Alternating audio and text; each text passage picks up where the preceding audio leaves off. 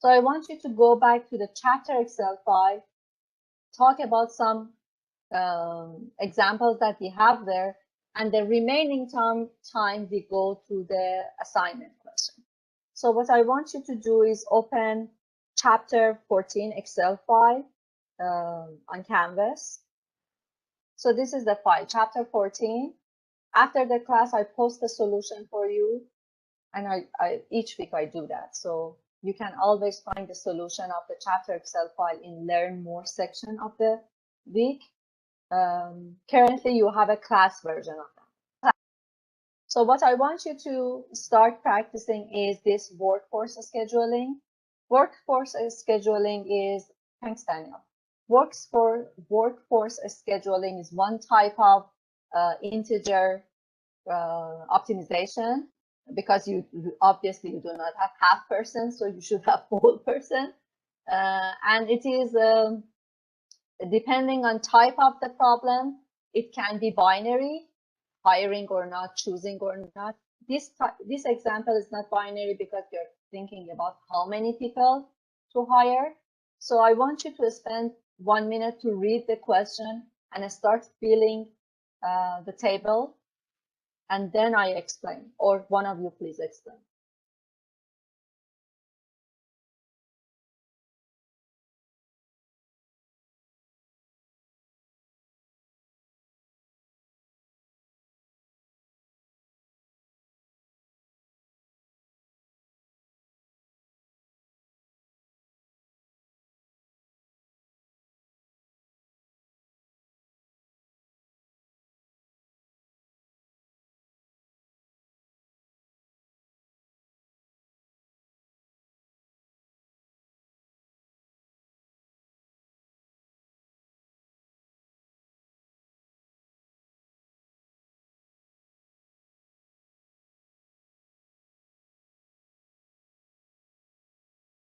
So can anybody explain what is the question, of what the question is about and what we want to do?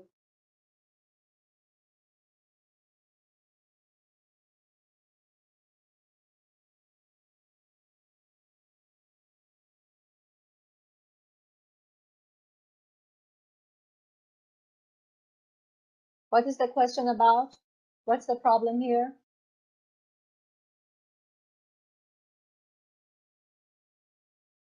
It's how many employees to hire? How many employees to hire? How many part-time employees to hire? So we have some time slots, and we know that how many people we need in each time slot, so minimum staff required. But we only have 5 permanent employee, and we need to hire part-time for extra employee that we need for each time slot.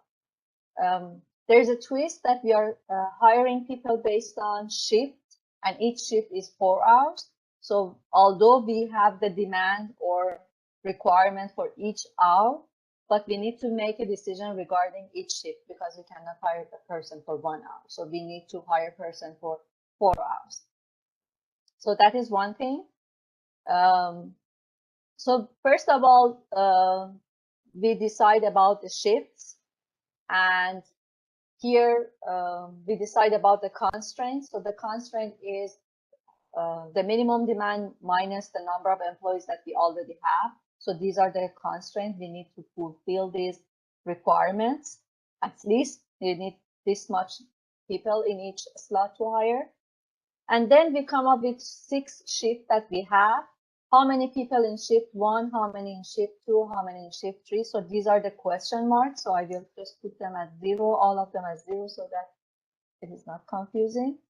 And obviously what we want to do, we want to have a minimum number of people. So all of them together, which is the total, should be minimized. This is the basic thing. So far it's pretty straightforward. The problem is that the explanation is given here.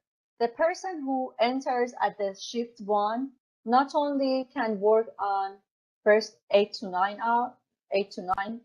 a.m., but also can work in other shift as well. It can cover other shift. So there is some kind of relationship that we need to define here. And the constraints are given to you. These are the constraints that we implement here. So the first one is the person who enters at 8 a.m. only the person who enters at shift 1 can only the other way. At 8 a.m., only people who enter at shift 1 can help 8 a.m. people. So these kind of things. So you implement these constraints here, and they are given in the second sheet for you, but that is not the main point of the question. The main point of the question is that when we solve this question, we come up with a solution. We may end up with several solutions. So we have several feasible solutions, and some of them are not very good. And this is what happened in real time. So let me just run the model so that you see what do I mean.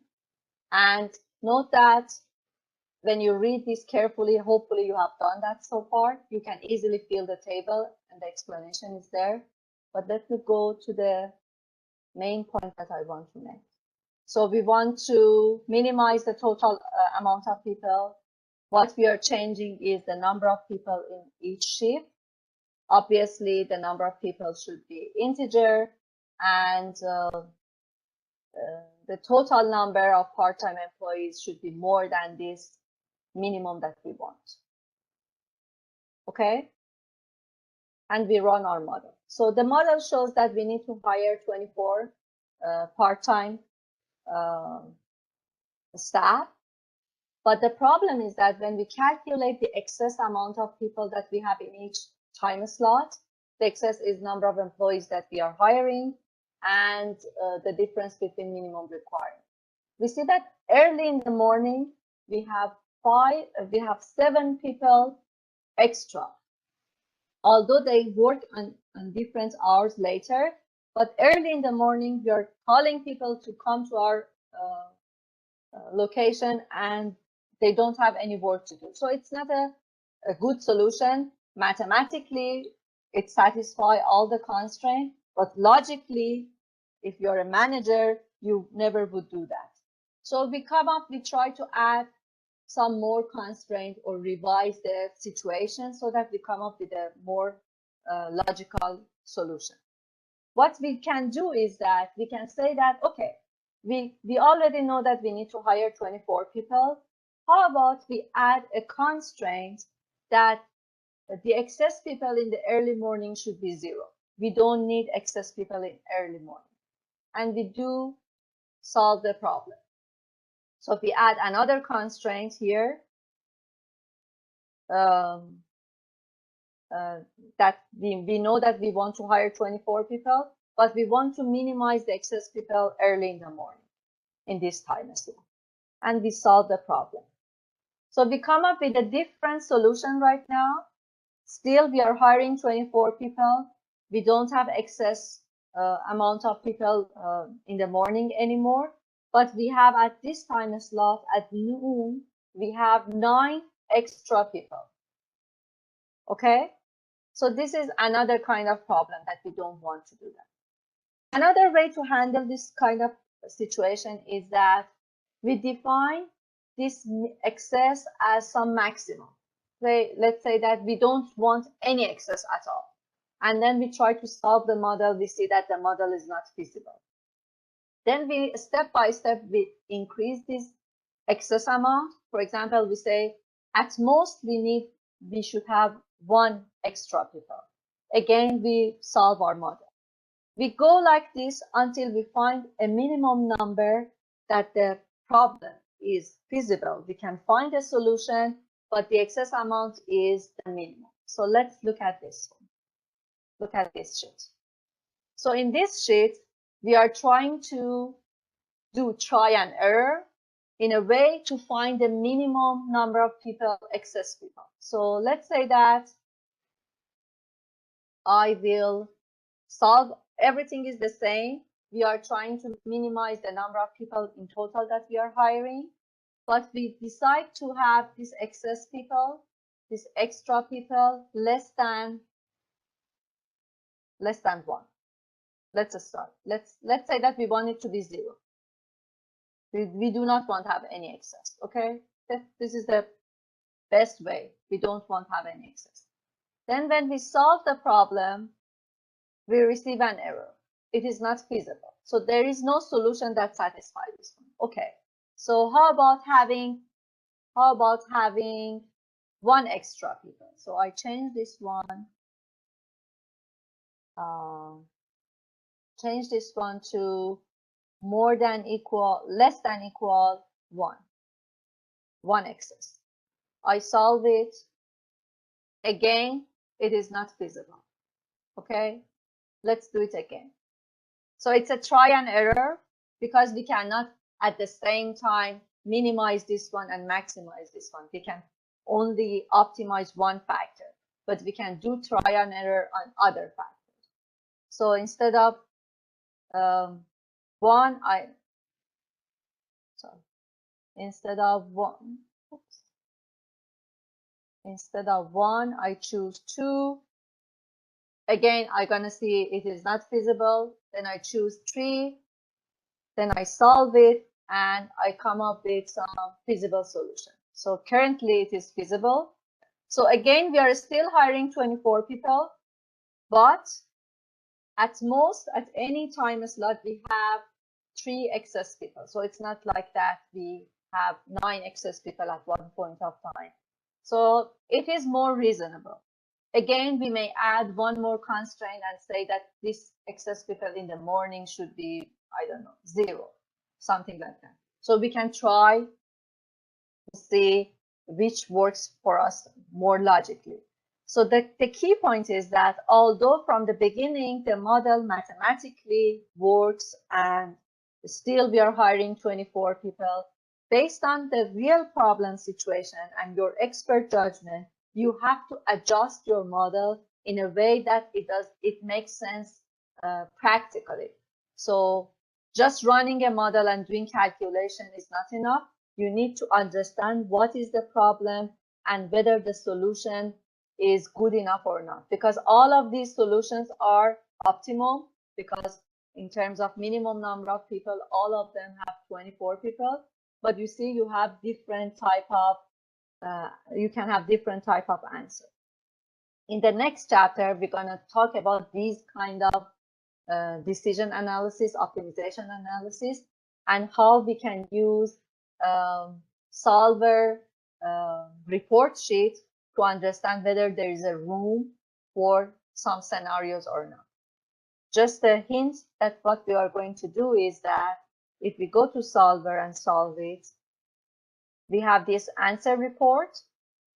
So if you open this answer report, here we see that some of our constraints are non-binding. They're not binding, meaning that there are some room for them to change, and we still have the same feasible solution. We still have that 24 people, but we can change these factors and we see that they are not binding. So we talk about more details of how to interpret the reports that are available in Solver, and to see where we can play around and come up with a better solution that is more practical for us. Any question?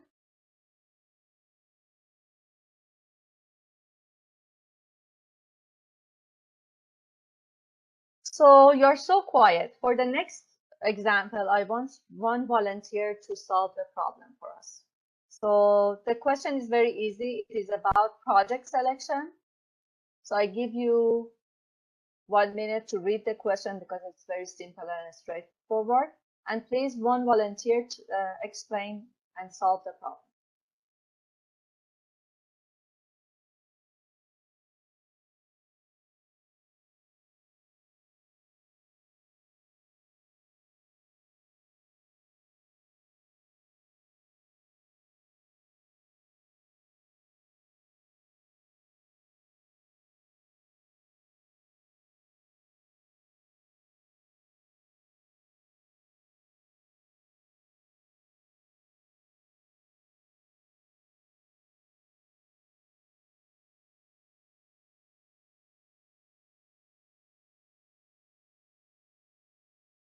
Do we have a volunteer to explain the problem and start working?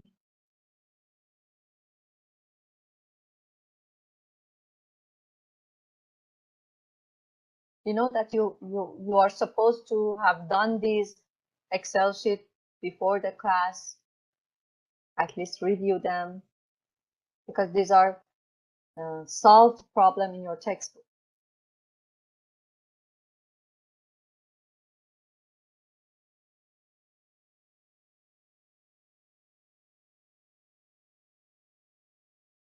So we want to select a few projects based on maximum amount of net present value. So we have option to choose several projects, not just choosing one project. If you want to choose one project, obviously you go with the one with the highest NPV. But we can choose several projects, but we have limited amount of resource in terms of personnel and cash. So based on the amount of resource, we want to choose a combination of these projects that bring us the highest total NPV. So it's a binary type of integer. So either we choose them or we do not choose them. So it's 0 and 1. And the way that we model that is we want to make a decision whether we choose this project or not. So this is binary decision variable that we have. And basically, we calculate total amount of return and total amount of cash and total amount of personnel. So you do not need to complete this table at all. You can just use some product and finish this part. And that's it. So who is going to solve it for us? Wait, how would you use some function? I mean, some product?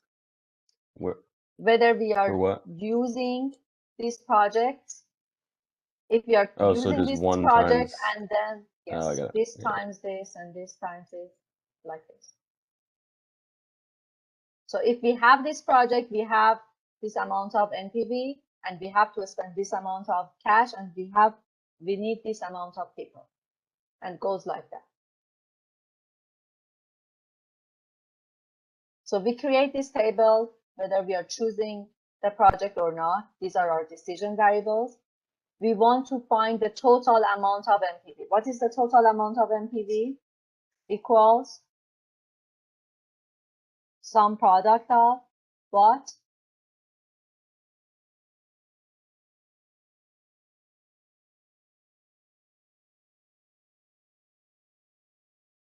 Are you following or thinking or what?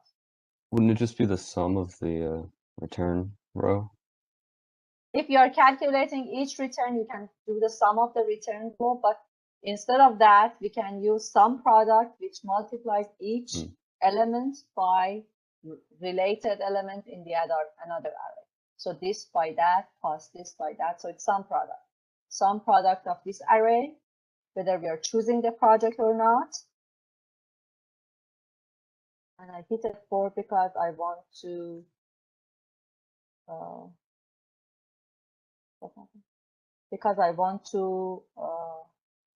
drag the formula. Multiplied by return of each project. Multiplied by return of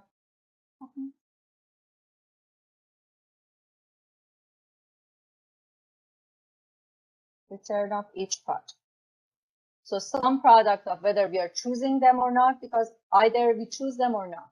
If we choose them, we receive that amount of NPV. If not, it's going to be 0. So each of them multiplied by that. What is the problem here?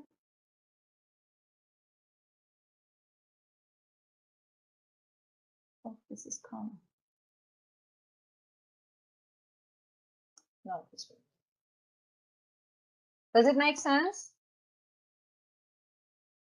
So if we choose them, let's say that we are choosing number 1. If we choose them, we are going to get $180,000 in terms of NPV.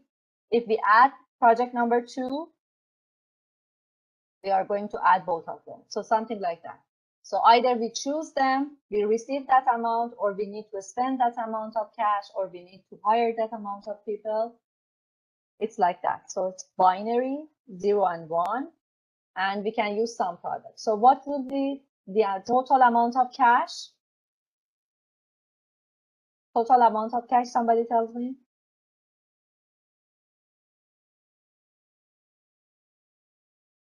It's just the same thing. Same thing. So we have some product of whether we are choosing the project or not, and each project cash requirement. Again, for the personnel, we do the same thing. So some product, whether we are choosing the project or not, and each project requirement for personnel. We could also drag the formula based on this if we use proper absolute reference. Okay, so now we have our model. Basically, we want to maximize total amount of return, but we have some constraint for amount of cash and amount of personnel. So let's do the solver. We go to solver. The cell that we want to maximize is total return, G12. What we are changing is these project, whether we choose them or not. What we are changing is the projects, whether we are choosing them or not. And then regarding the constraint, the first constraint is that all of these decision variables are just binary. Either we choose them or not. So 0, 1. So that is the first constraint. And the other constraint is that these two numbers, amount of cash and amount of personnel in total, should be less than equal the available resources. And we are assuming that we have linear relationship. So just solve it. And here is what we see. We see that we choose project number 1, number 3, and number 5. And the maximum return is going to be 530,000. Okay. Do you have the same result?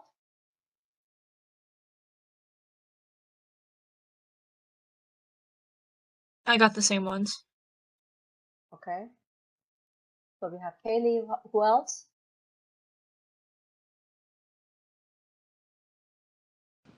I got the same as well. Thank you, Kelsey.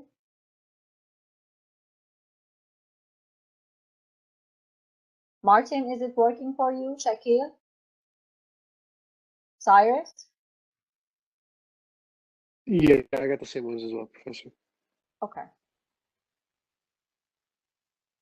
But there are some twists in usual real world that it's not up to you to choose among all the projects. Sometimes we have some other constraint. For example, we may have some constraint that if we select project number 1, then we need to select project number 4. So these kind of relationship may be forced to us.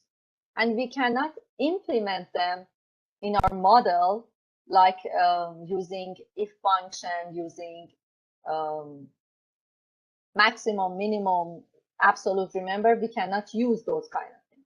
So the way that we implement these kind of logical condition is using this type of constraint. For example, if the question is saying that if A, then we need to have B, this is the way that we implement it. We say B minus A should be more than equal 0. So if project A, project 1, should be is selected, then we need to have project 4. So we say that this amount, this value minus this value should be more than equal 0. And this is the help that how to implement these kind of conditions. So this will be another constraint that we add to our solver solution. So there are some examples here, and this is going to help you for other question. If you see these kind of logical condition, this is the way that you need to implement it as a constraint. And just the same thing, in the solver, we just add this new constraint. What was that? This one. We have two constraints. First of all, we define the relationship. This is between, if we choose project 1, then we need to choose project 4. Let me call this one. This is this one. If we choose project 1, then we need to choose project 4. So it means that project 1 minus project 4 should be more than equal 0. This is that condition. The other condition is that this one. At most, one of the projects 1 and 3 can be selected. So this one. At most, one of A and B can be selected. So A plus B should be less than equal 1. So project 1 plus project 3 should be less than equal 1. This is the second additional constraint. So as long as we understand the problem and we can model the problem, the solver part is easy. You add different constraints, you add different conditions, and just run the solver and algorithm.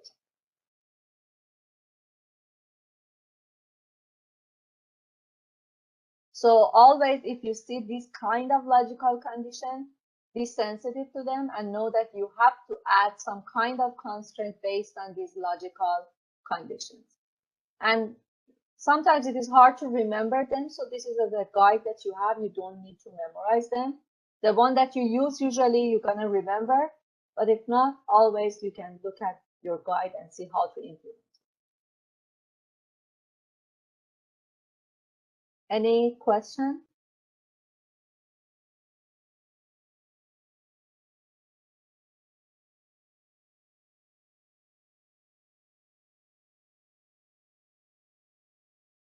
So there is another interesting example regarding hotel pricing. So it seems that many of you have not seen this sheet before, this Excel file before. And maybe we need to review the examples like this. We have a relationship regarding our price and demand in this hotel example, and the relationship is not linear. So we have to practice nonlinear optimization. So I give you a few minutes to read the question, 1 minute. And then I want one person to explain what is the question about and what we want to do. So 1 minute.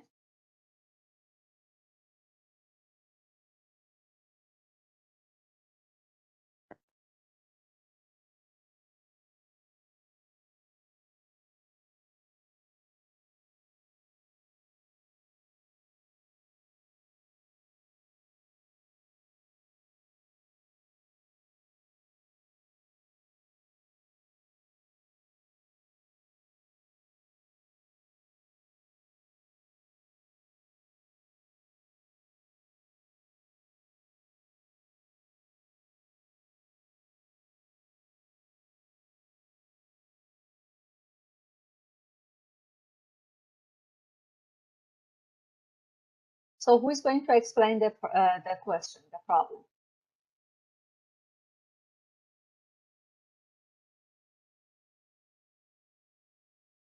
I can give it a shot.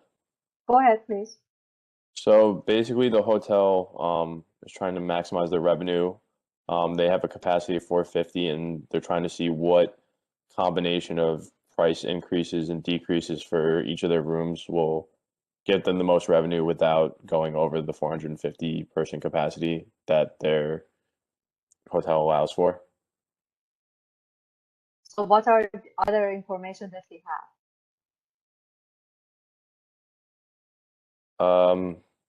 So the current price, like what the price of the rooms are currently, like what they try to stay between. So you don't want to go way outside those constraints of $70 to $90 for the standard room, 90 to 100 for the gold, and then 120 to 149 for the platinum.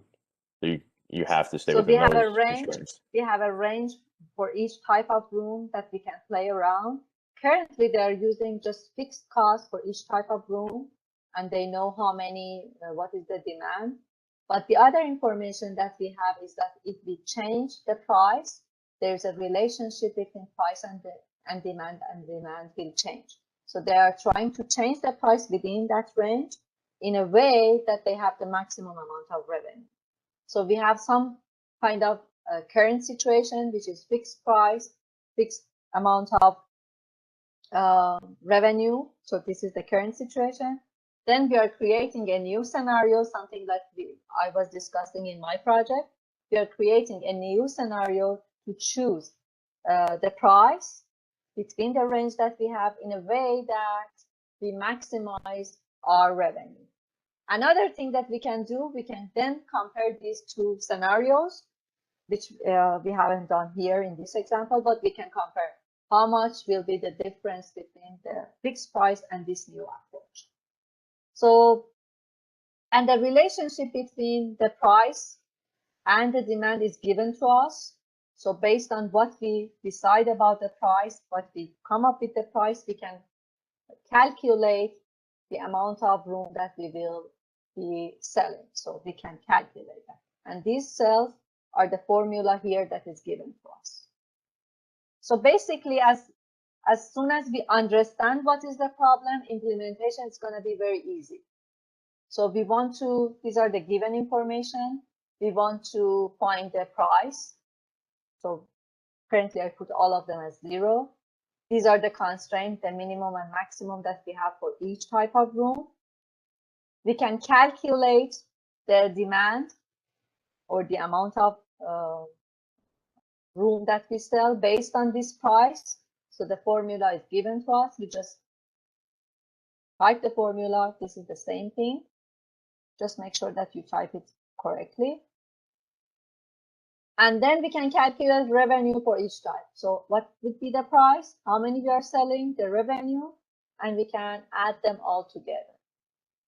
The other thing is that total amount of the rooms cannot be more than the capacity that we have. So this is another constraint. We calculate total amount of room cannot exceed the capacity that we currently have. So that is something else that we need to implement. And basically that's it. We just run the model. And you see here the relationship is not linear. So that is why we cannot use simple linear type of optimization. So I give you a few moments to type down the formula so that we can run the solver together.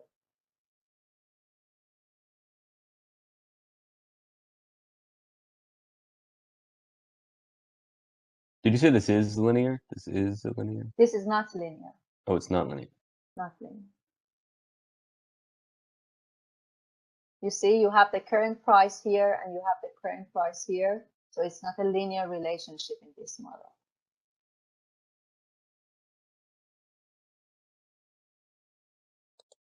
Right.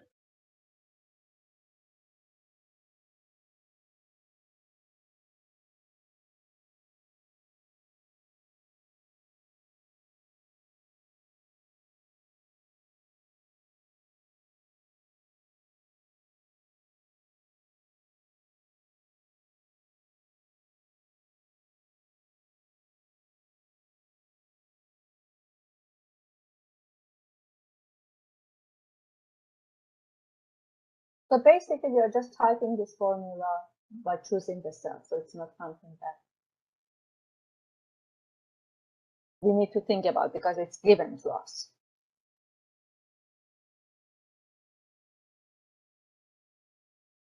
So let me know when you are ready. And you can run your model and let me know what would be the price.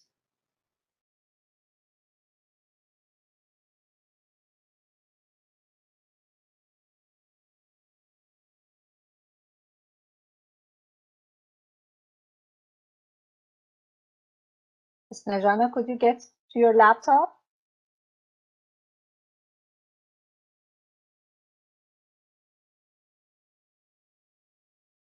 Sorry, no, I mean, do you hear me? Yes, we can. Yeah, no, I don't know. I can't turn on my laptop. I'm watching in what we're doing, but I can't do it. Okay, hopefully the problem will be resolved soon. You're gonna need your laptop, of course. Yeah. Okay, so Rohan, how are you doing? Is it working for you? Yes, I'm typing in constraints within the solver itself right now. Okay. I want to give everybody a few moments so that you build the model and solver first and then show one.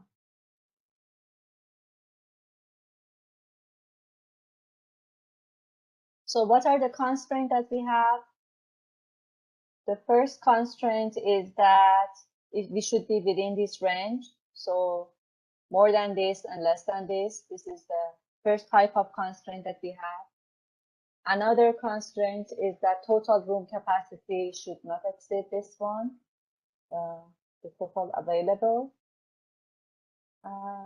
Of course, we should not have negative price, so non-negativity. We don't have integer restriction, so we can go with GNG nonlinear model. And I guess that's it. So we go to our solver and we are maximizing the total amount of revenue by changing the price of each type of room. The first constraint is that this price of each type of room should be more than this minimum, and the second constraint should be less than the maximum price. And the total amount of room should be less than this capacity that we have. And it is non-negative. So the model that we are choosing, so far we were using simplex model. Now we are using GRG nonlinear model. And that's it. We have a solution. And currently we see that you have the same result, $76 for standard, $90 for gold, and $145 for platinum.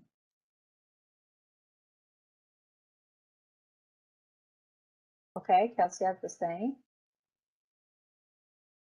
And you see that we are giving discount in the first two type of room, but we are raising the fee for the high-end type of room. And in general, we are maximizing our revenue. So you can do the calculation to see what would be the basic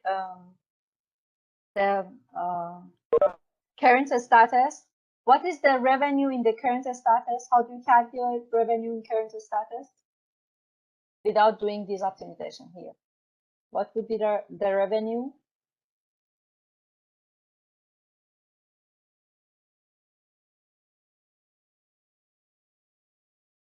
Let me know what would be the revenue.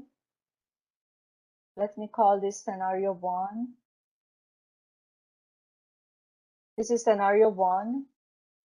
So it'll be the current rates times the daily sold.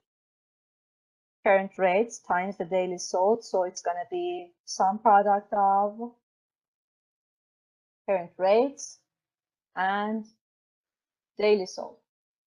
That's it. This is scenario 1. And for scenario 2, we had this one. We already calculated that. So it seems that in each day, we are increasing $1,000 something. So let's see the difference.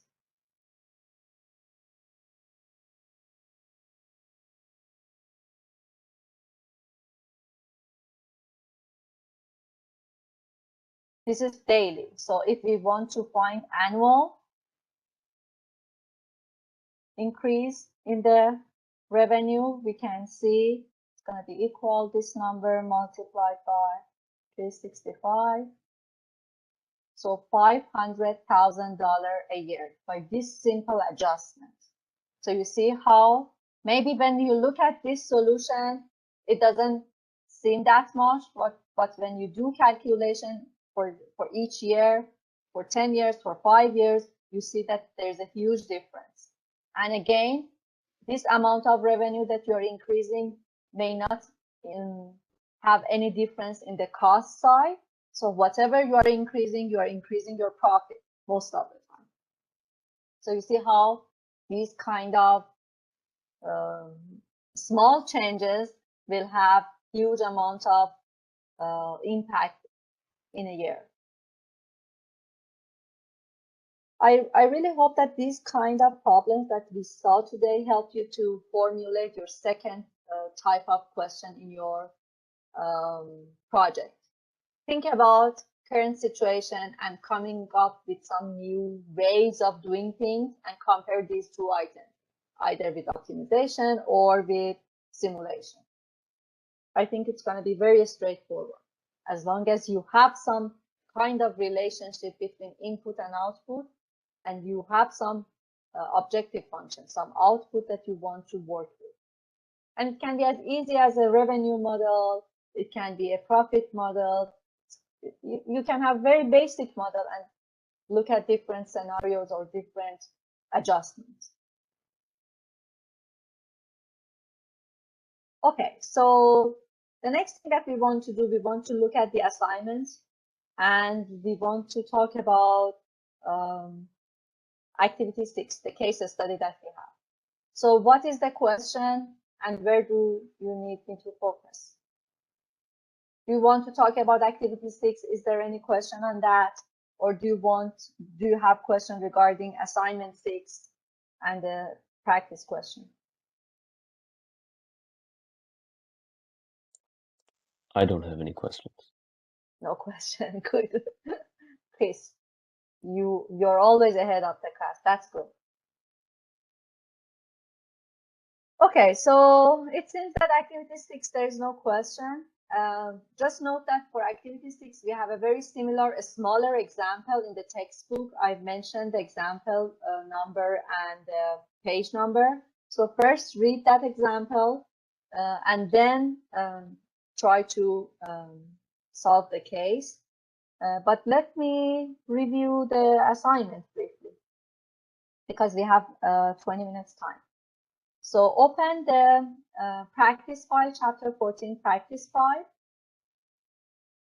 It will start with question number 14.5.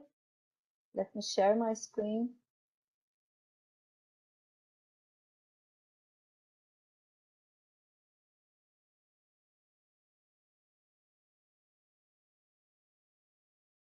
Can you see my screen? And then let me know when you have your file open.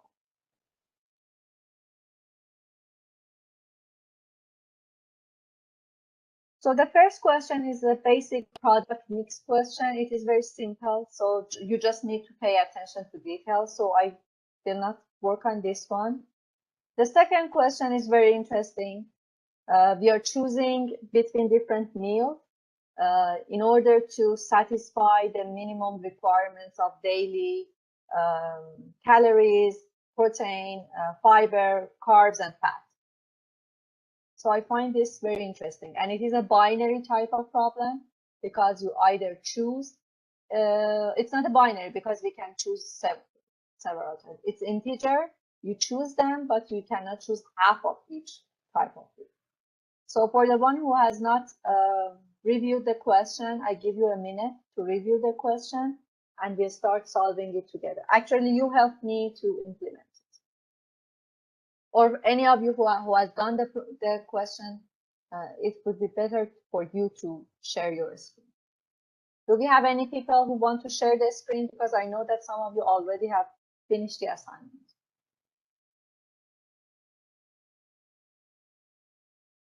It is much more helpful when you hear the explanation from your peers.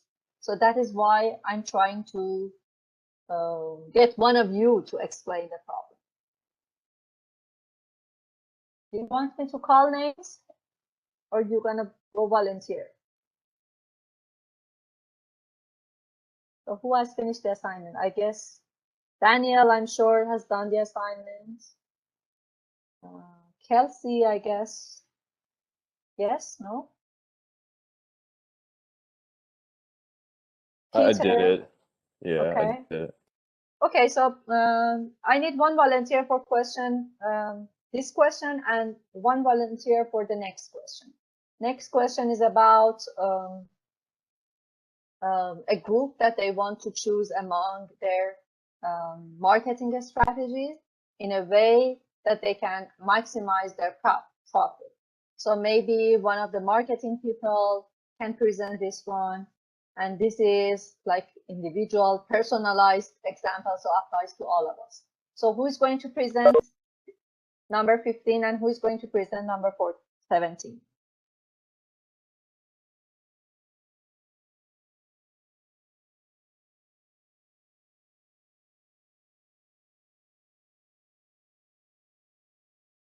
I know that you already have done that.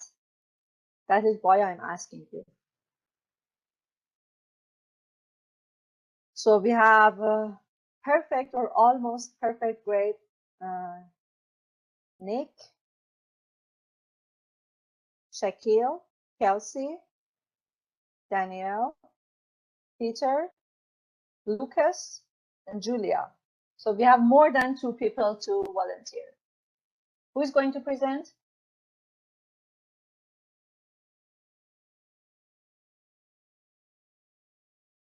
And you can just let me know when I type, or you can share your screen.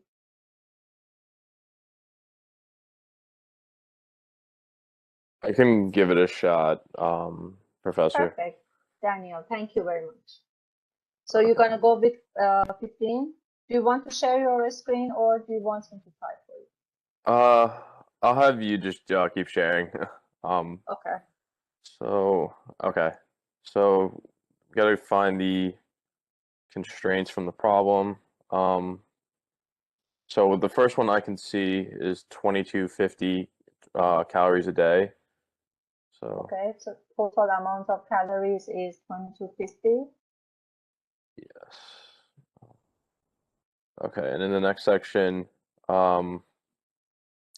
she does not want to eat. So she doesn't want to eat either of the first 6 foods more than once each day. So that's the max. So we have max of 1 here for the first 6.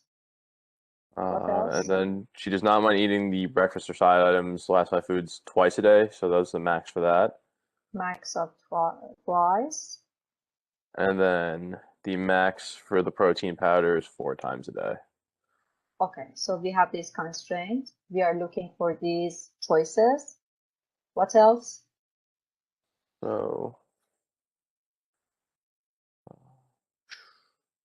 I think we should have some recommended fat, carbohydrates, fiber, yeah, protein. that's what I don't see it. I'm not. Maybe it was a table that we missed. So let me copy from this table that I have here. So these are given to us. Maybe I did not copy it here, but this is something that is given. So we have some maximum amount of fat, carb, and I think you took the wrong values. I think you took the answer. okay, thank you. Yes, so we have maximum for fat, carb, and fiber. We have maximum, and for protein we have a minimum. How come I didn't copy this one? Okay. So these are less than equal, less than equal, and this one is more than equal. And this should be the total amount of calorie we want, 2250. Equal. Okay, so what else, Daniel? I think we can go to. I think we can go to solver. I think. These are empty. Oh, we got to put the objective function in. So that is some product of the B column Costs, times the I column. the choices. Perfect. And we can do the same thing to find the amount of fat, carb, fiber, protein, and calorie. So sum product of the choices that we want. And the first one is fat, the fat column, column D. We do the same thing, sum product, choices, and column for the carb, column E. I just copy and then revise it. For the fiber, we have the choices and column F. For the protein, we have the choices and column G. And for calorie, we have the choices and column C. Now we can go to solve. Any question from the class? So it is very easy. As long as we understand the problem, read the question carefully. Most of the time we are using sum product, so it is very easy most of the time. Sometimes we are using more kind of equation, but those equations are given to us, so it's not something that we came up with. So we go to solver. So the objective function is total cost. What are the variables? Variables? The B on the left, like the B column intake. Changing variables are the choices. Oh, the choices. Sorry. The choices, I column. So we are changing the choice. Either we choose this item and how many of that item. Right. Okay. And then talk about the constraints. What are the constraints? So the cell reference would be the left column, the B column for fat, and then the constraint would be.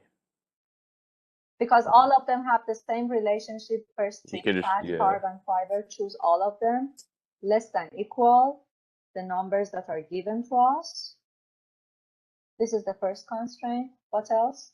Then the one for protein is greater than. Greater than equal 160. And for calories, this is 160. Okay.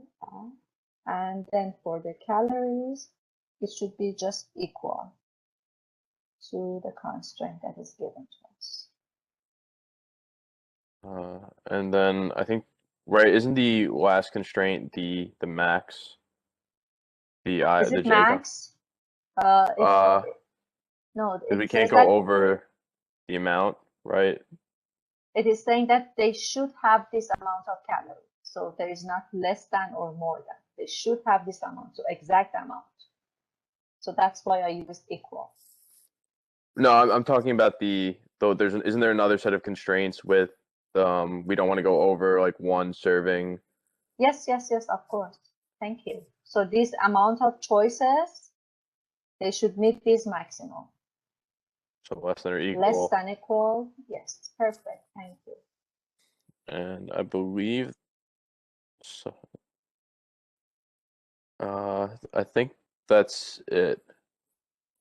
Okay, and it is non-negative, of course, and it is. How about integer constraint? They are integer. These choices are integer. So we have another constraint as well. So all of these choices should be integer. Yes? Yeah. Sorry, I forgot about that part. Yeah. And they do not need to be binary because some of them we choose 2 or 4 or something. So as long as they're integer, that's it. And non-negative, I guess we are good to go. Okay, we have a solution here. And basically we are choosing these first 3 and then this one. And from the side, we are only using the protein powder. So it is interesting. So you can use this type of question for several mixing things. Sometimes we are mixing recipes. Sometimes we are choosing among different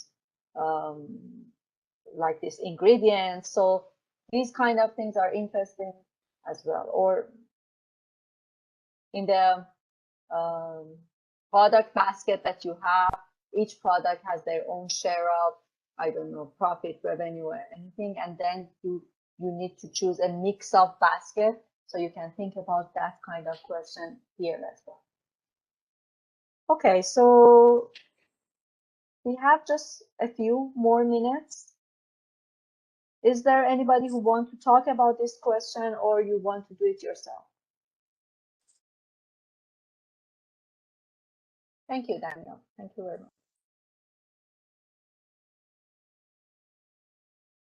Anybody want to talk about question number 17, or you're good?